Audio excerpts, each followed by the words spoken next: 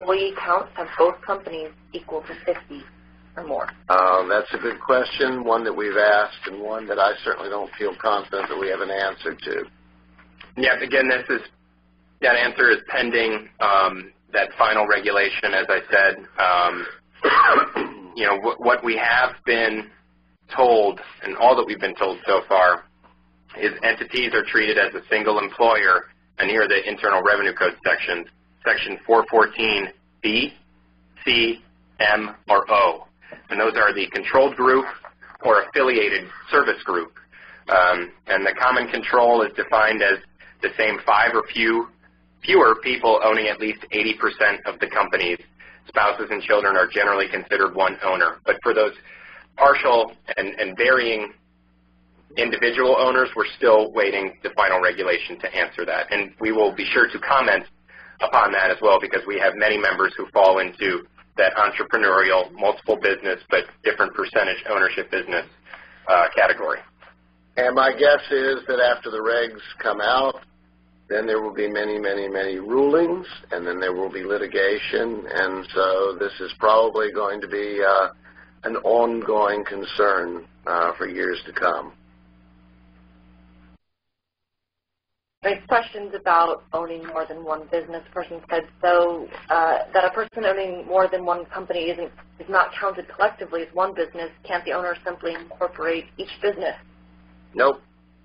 No, they're very specific. The law says you can't, for instance, just decide to split your company up for purposes of avoiding these penalties. That for you to restructure your business has to be for, I believe the exact words are, legitimate business purposes, and someone in the government bureaucracy will decide, did you do this for legitimate reasons, or did you just not want to pay those penalties?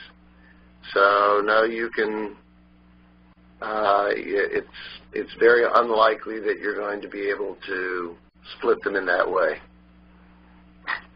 Now, you may be able to split employees into different classes of employees, but again, we await that final regulation on dealing with employer-employee from the IRS to get that final answer.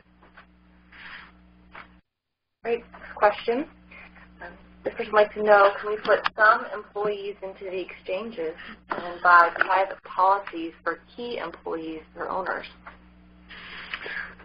There is that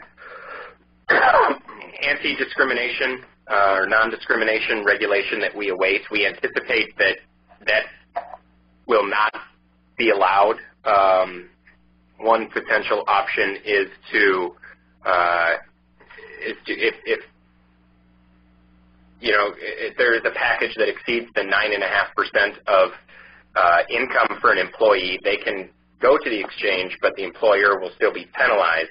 You could offer a generous package to folks that exceeds that 9.5%, but you will be subject to a penalty for those certain employees who fill in. But generally, you will not be able to offer a better package for some workers and throw some of your workforce into the exchange. And I'm just going to purely speculate, and Kevin, you can agree or disagree.